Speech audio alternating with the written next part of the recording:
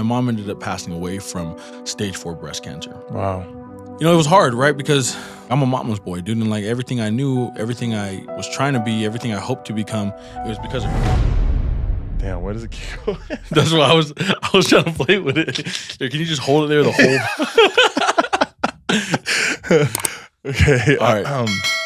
Yes, sir. So he's an entrepreneur, family man, ex-athlete, and a badass. My guest, Dallin Pili.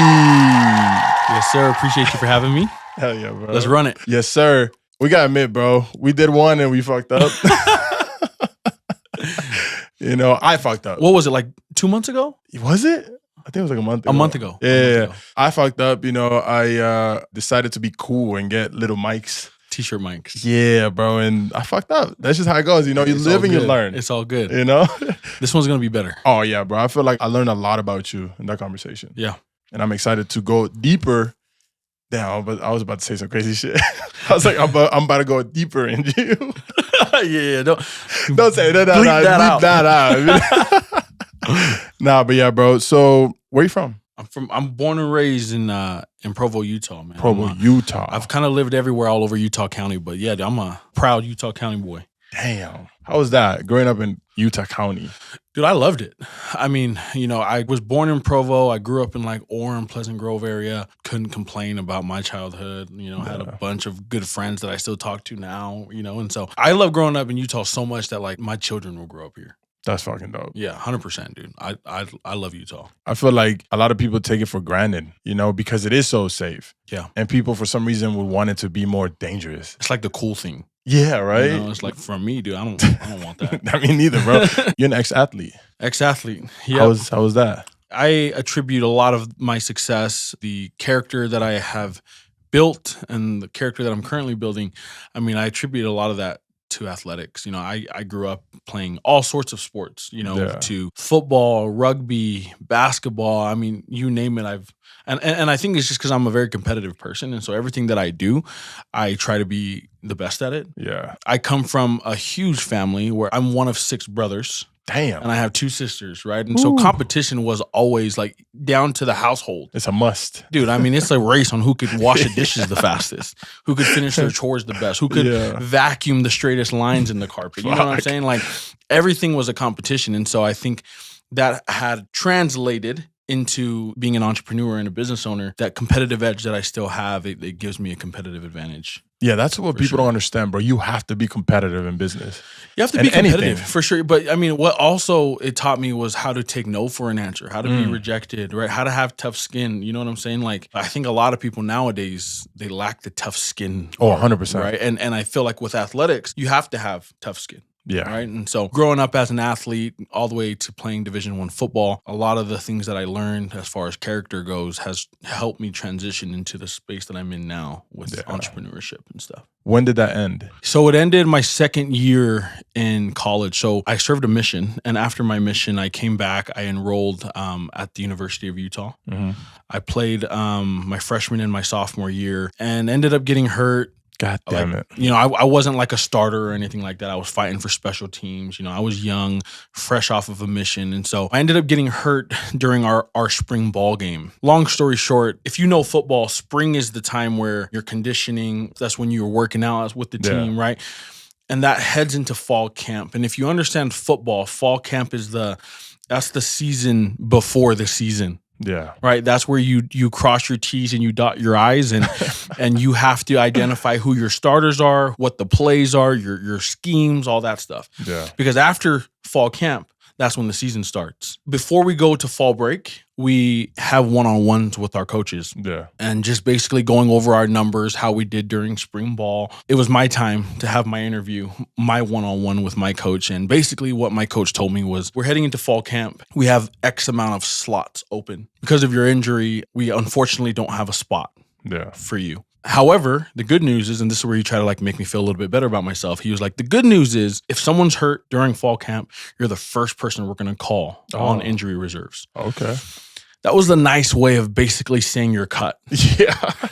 Right. And so it was honestly the most disappointing, depressing moment of my life, right? Because I had devoted literally 19, 20 years of my life to pursuing this course of eventually playing at the next level professionally, and that was like my way up, right? That was my way to provide for my family financially. Like that's all I knew, right? And like I always laugh about this because at that point there was nothing that I could conceive other than playing professional football. Damn. Right? Everything I ate, everything I drank, everything I listened to, every workout I did, everywhere I went, everyone I talked to was to put me on that course to play professionally. Yeah. Right? And that's all I knew. And so not only did I feel like I was a failure in terms of like my family name, I also felt like a failure because that's all I knew. Yeah. Right? Like I devoted my whole entire life. But it turned out to be the biggest blessing of my life looking back at it, and the reason why I say that is because I think what had actually happened is it had prematurely ended something that would have eventually ended already. Right? I don't like looking back at it. I don't think football was for me. Right? And I'm a Christian guy, and I believe that God gives us unique abilities to go out and change the world, to impact people and serve others. And for me, the way I thought I was going to impact and serve others and provide for my family financially was through athletics. I love you say that because I told you last time about the skill of learning when to quit. A lot of people get so scared of quitting and it's the worst thing ever. But at the end of the day, sometimes it just makes sense. Yeah. So you have enough time to catch that other thing that will take you to wherever you want to be at. Right. And I think it's easier said than done. Oh yeah, 100%. Right. Like for me, hanging up my cleats, dude, that was hard, and I was in literal tears. Right. Yeah. It's like everything that I was working towards, it just came crashing down. But looking back at it, I think because it prematurely ended something, like I said, that would have eventually ended already. What it did, it allowed me to dream for a second time. Right. And what I learned in that experience was that your dreams don't always show up in the package that you thought they would show up in. Yup. After that had happened, right, that allowed me to really hone in and try to focus on, okay, what am I actually good at and what's my real purpose, right? And what am I supposed to be doing? And so that was a long story, but I feel like, that was what opened the doors to get me to where I'm at now. Okay, so football is done. How did that failure, quote unquote failure, because I know there's no failures, there's just lessons, right? How did that help you in your next chapter of your life? When that had happened, dude, I vividly remember. So I call my mom for everything. Yeah. Right? Good or bad. My mom always tells me the same thing. She's like, son, I'm proud of you. Keep doing your thing. It's going to work out. Right? That's literally what she always tells me. And I remember calling her after I left that interview with my coach. And I was like, Mom, just got out of the interview. And I was trying to be optimistic. I was like, I didn't really want to tell her that I got cut. So I told him like, yo, Mom, I just got out of this interview with my coach. I think he cut me, but he told me that I'd be the first person he'd call if something were to happen. Yeah. Right. And, like my mom in her style, she tells me, son, I'm proud of you and you're going to get that call. But if you don't get that call, just remember God has a plan for you. Wow. Right. And again, like not to get all spiritual and shit here, but like for me, that meant a lot. Right. Because I'll be honest, at that moment, I wanted to be optimistic about getting that call. But dude, I knew I wasn't going to get that call. Right. And so what had happened is I had to figure out how I was going to survive. Yeah. Right. And so I ended up getting I got a few jobs that I just could not hold for the death of me, bro. Like, I don't know what it is, man, but jobs I just couldn't hold. Like they're not for me. Yeah. Ended up landing a job where I was doing door-to-door for Vivint. Oh, wow. Went out and sold for the summer. I mean, this was after 3 or 4 jobs. I finally found one that I enjoyed. Yeah. But the funny thing is, man, is what I enjoyed the most about it. So when you go in, basically any sales job, they pitch you on, there's 2 ways to make money. Number one, obviously to sell a ton of things and get those commission checks. That's number one. Yeah. Number 2 is you create a team. They sell under you, and you as their quote unquote manager, you collect what they call an override off of your team. It's like a percentage? A percentage of whatever they sell because you're their manager, their trainer, you recruited them. And so you're essentially their captain. Yeah. Right. For me, I did very well with my personal sales, but I think what I thrived at was creating a team. And I think where I found my passion was when my team would go out and have a killer week and they would get a huge commission check. And obviously I'd get a small percentage of that as well. But what I was most excited for was seeing their faces or their reactions when they would see that money hit their account. Yeah. You know what I'm saying? And so, I mean, it was like a celebration, dude. Like I was bringing on my homies that literally come from the same background as me with no money. Yeah. make a couple $1,000s in a day. I believe people who go through a big failure in life and that learn how to manage their feelings and their situation usually make amazing managers because they know how to then deal with people. I can see that, Because, you know, when you manage people, they usually fail and they don't know how to deal with that, but you know how to deal with that. Right. So you kind of comfort that feeling. That's true. You can kind of walk them through that. Exactly. No, 100%, dude. And as my reps or my team started to see success, that's what made me happy. And it wasn't so much on the achievement side or the monetary side. It was more on the fulfillment side. You know, I felt like I could take some credit because I was able to put them on this opportunity. Yeah, you put them on. And that's where I found my passion. And I feel like that's where I found what I was really good at was helping people. Yeah. Dude, I remember when I figured that out, I picked up the phone, I called my mom and I was like, Mom, I think I figured out like what I want to do. And she was like, what is it? And I was like, I want to help people. Damn. And I think a little bit confused. My mom was, you know, that's a weird thing to say, right? But again, dude, my mom said the same thing, man. Because I feel like when people want to help others, people look at it as a charity work. Right, or service. Yeah, exactly. And it's like there's a lot of ways to help people. Yeah, right. I'm not saying charity and service is a bad thing. In fact, I try my best to give back or serve my community as much as possible during the year. But when I told my mom that, you know, I think she was a little bit confused. She was like, okay, help people, like cool. But again, the same thing. She said, son, I'm proud of you. Like go out and do that then. Where was your father at this point? So my dad, dude, my parents are divorced. Really? So I grew up with a single mother. My dad's, you know, he had been in and out of jail. Still, you know, cool with my dad, close with him, learned a lot from him. Yeah. Right. But dude, I'm a mama's boy at heart. Hell yeah. You know what I'm saying? I mean, that's who I grew up with. My older siblings, they were raised a little bit different than I was, right? Because they had my mom and my dad. Yeah. Right. But my parents ended up separating as we got older. And so the only people left in the house were me and my 3 little siblings.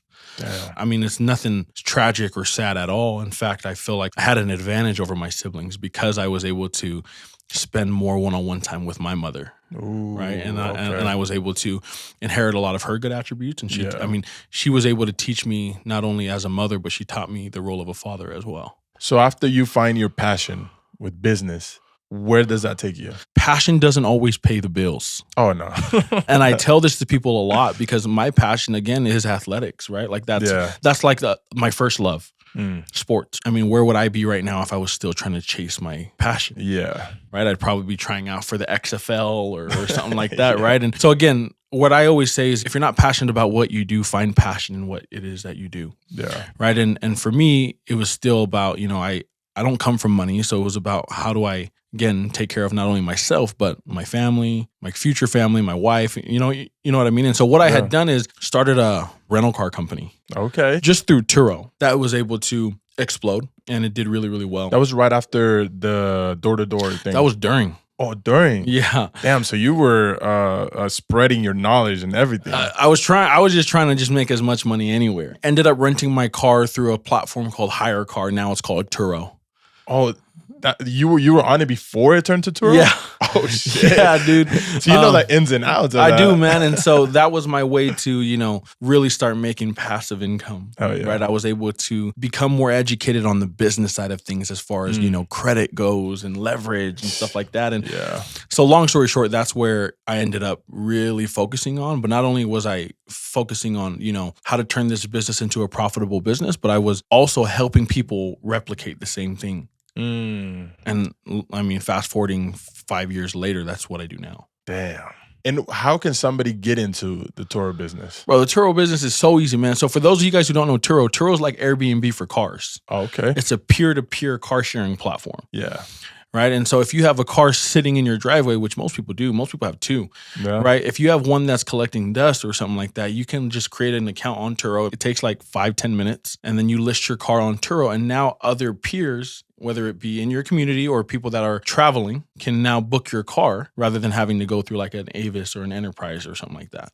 Usually they're more expensive too, right? Avis, Budget, Enterprise. Usually these car enterprises, they're a little bit more expensive, but I think the biggest thing was Turo, they came out with this business model where it's a more custom fit to the customer. Meaning when you book a car off of Enterprise, right, you want an SUV, right? You want a Cadillac Escalade. On Enterprise, you can't just go and book a Cadillac Escalade. It's an SUV or something similar similar. That's what it says in the description. Oh, okay. Right. And so when you show up, you don't really know what you're getting. Yeah. And not only are you showing up and not knowing what you're getting, you're showing up and you're waiting in a long line to find out what you're getting. Yeah. You know what I'm saying? And so with Turo, I could book a car right now. It'll be dropped off outside in an hour. And it's the exact car that I'm looking for. Fuck yeah. Right. And so what Turo did is they changed the game and they provided not only an experience, but they provided convenience. I feel like we should do a video. Like we should collab in a video where you just do that whole experience of how to be able to rent it and put it out there. I could talk about that for hours, bro. That'd be dope. It's so easy. But anyways, yeah. So that's what I started focusing on. I started helping people do the same thing. And again, like I was able to pursue my new passion of helping people financially, educating them. So now you find this new success. You're living good. What's the biggest month you've had when it comes to earnings? It's high.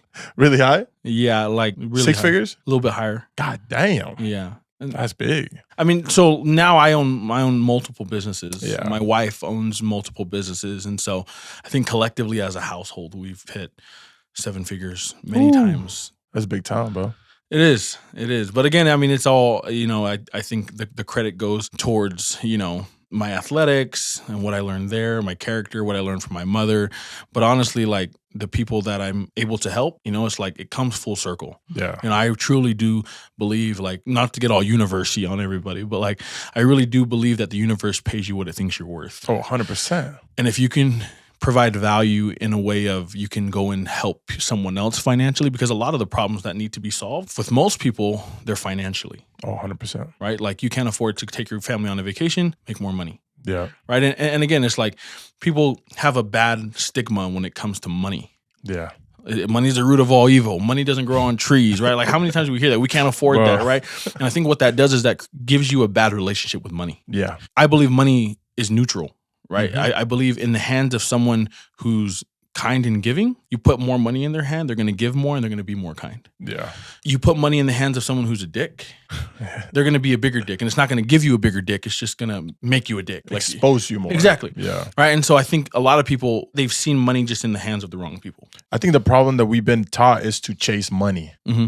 Because what does money chase? Value. You got to create value for others and you got to become valuable. Right. And doing that is hard. It's a lot harder than just getting a job and getting money. Right. That doesn't get you nowhere, but value is forever. Yeah. You know what I mean? Yeah, and I think the biggest question is, okay, if we know money chases value, what do we have to do to provide more value? Exactly. And that's the ultimate question that one needs to solve. Yeah. The beauty of life is that there's so many ways to create value, right?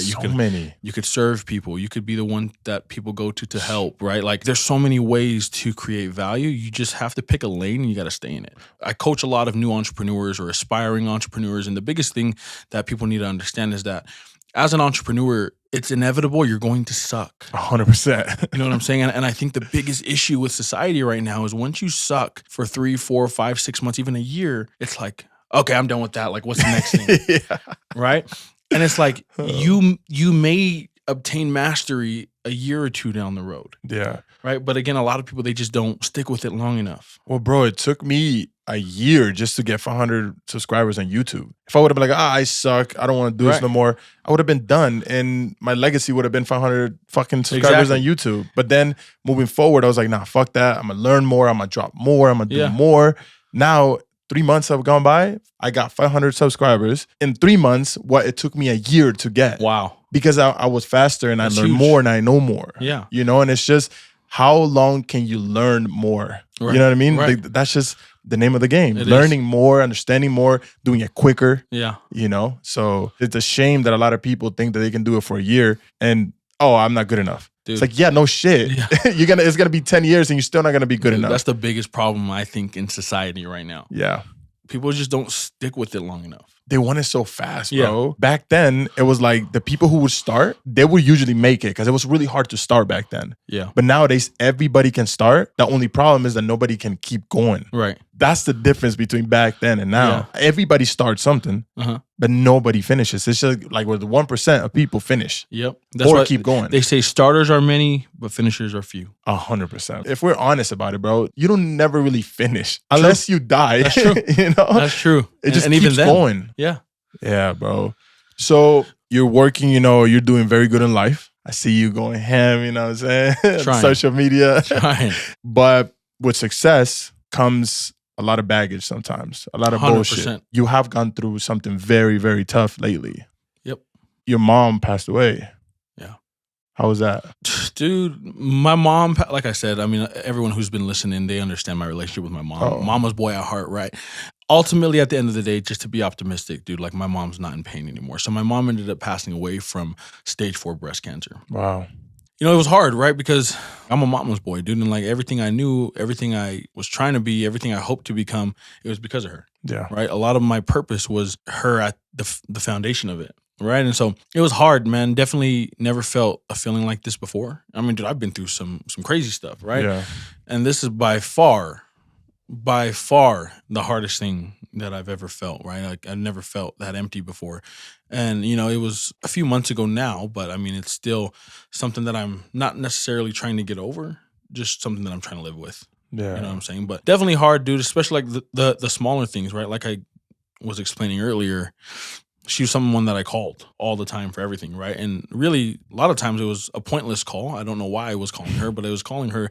I think looking back at it was to hear her tell me that she was proud of me. And just to get a little bit of strength. Right. One thing my mom taught me, bro, my mom was relentless, dude. Like, I mean, single mother, like had her first kid at 15 years old. Wow. I mean, how to figure out how to become resourceful. Yeah. Right. And so that's one thing that she taught me, bro. And I think that's one thing that has helped me in business, dude, is her ability to look adversity in its face and be like, no, like I'm going to figure this out. That's a fucking skill. It bro. is, man. And it's grit. That's essentially what it is, man. Like being able to be solution oriented versus problem oriented. I mean, that's huge in not only business, but in life in general. And those are the kind of people you want to be around. I would say that's probably the secret of life, bro. 100%. Yeah. 100%. And again, I know for a fact she is the best at that. She had this mindset of it either has to work or it has to work. Yeah. Right? You figure it out or you die. That sounds dramatic, but like that was my mom's mindset. Raising 8 kids as a single mother, starting when you're 15,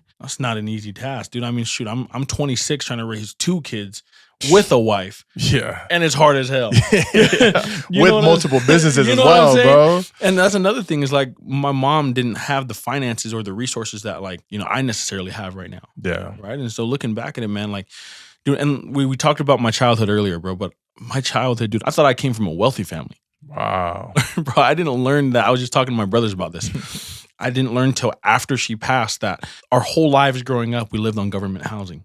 Really?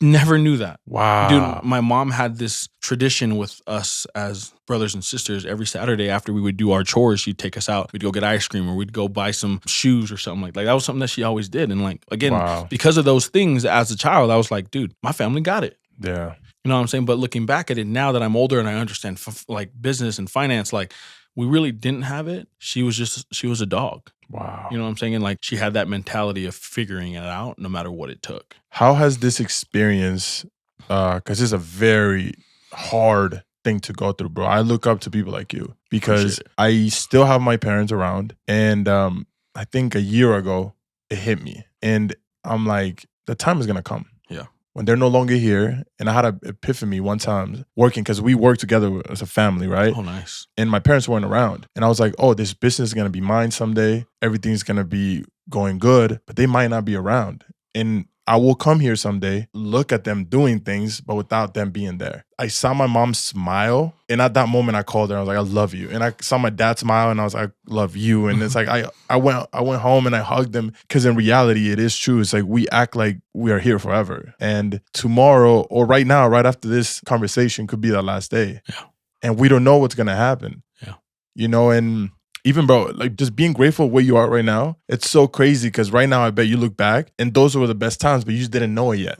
100%. I wish you could go back and know when the good times were. Right. You know? True. And I think, bro, what you've been through is going to help you so much for what's next for you. I agree.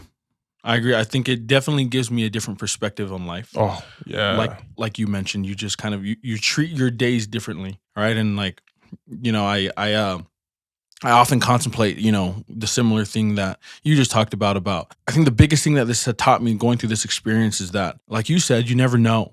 You never know. You know what I'm saying? You never know when you're going to see somebody again, if you're going to see somebody again. And so I think that the perspective that it gave me was to treat every opportunity, everything that I do as this is my last one more. That I got one more opportunity, right? And so, and again, I mean, that's something that I've implemented in my life since my mom passed. And, you know, it makes conversation sweeter. It makes business calls a little bit sweeter, right? Podcasts like these, dude, like it makes them a little bit sweeter, right? Because like imagine how you would approach conversations with people that you love if you knew or if you treated it like it was your last conversation. Ooh, bro. Right? Like what would your workout look like if I told you like this is the last time you can go to the gym? Yeah. Like you're going to freaking pound those weights. Or what if you were told that like go visit your parents because it's the last time you get to visit them?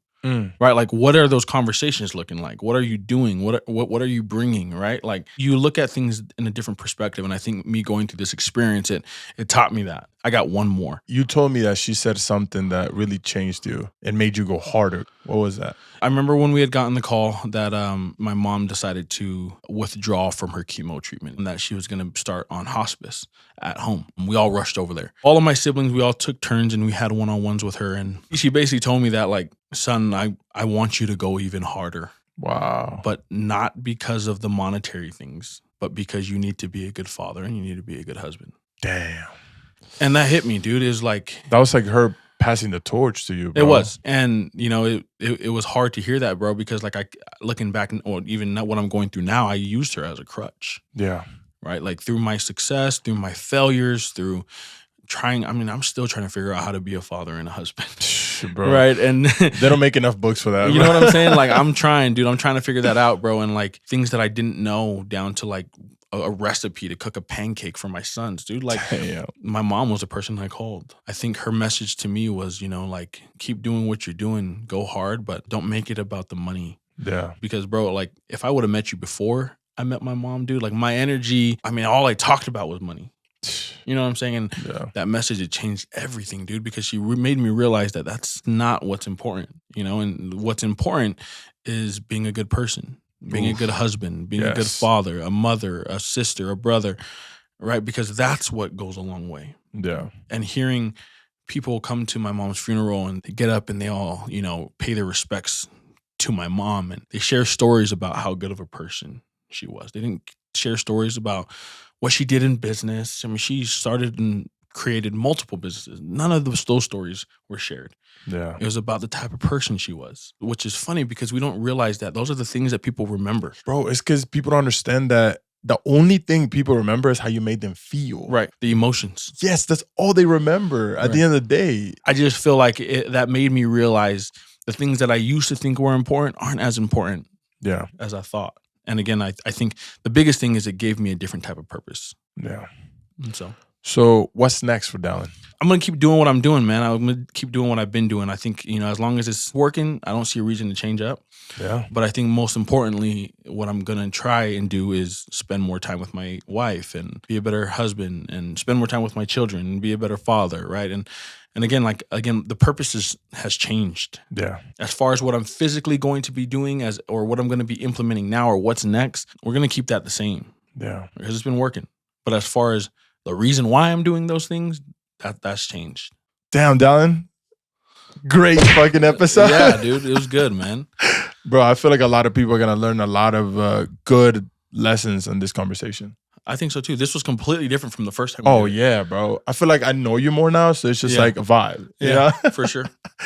And so yeah, bro, what do you got to tell the people? Where can they find you? Yeah, so I mean, I'm new to TikTok, so don't look me up on TikTok. I mean, you can. I'm just still trying to figure out the TikTok scene, but I'm most active on Instagram, right? My Instagram is DallinPili.official. You can hit me up, you can DM me. I got a lot going on, so always open to answering questions and, you know, linking up. We can meet up, whatever, but definitely hit me up on Instagram. To you guys, you could have been anywhere else in the world, but you're right here with us right now with Dallin and your host, Maikon. Dallin, I'm on a mission, bro. I'm working hard. I'm putting in work because someday I want Post Malone to be on this show. It's going to happen. Go to Kane's. Ooh, I need to, bro. Go to his shop. Have you seen that? No, I haven't been there yet, but I want to. Dude, it looks badass. Yeah, it looks fucking cool. Go to Kane's and like leave him a note or something, bro. We just leave notes every day. And like I always say, people, you have to stop this, man. From the bottom of my heart, stop cheating, people. Facts. Bro, it's crazy right now. I don't know what's going on. It is. It is crazy. People I never thought about that, but it is crazy. You know what I'm saying? Please stop. You know, it's not good for you. It will blacken your soul, and it's bad karma. Yeah, for sure, karma. Yeah, bro. Just leave him. If you don't love him, just leave him. And I feel like that's going to be better for in the long run. All right. You heard it. Yeah. But yeah, I love you guys. Go to sleep early, drink water, and love yourself. Appreciate you for having me. Hell yeah. Peace out. Peace.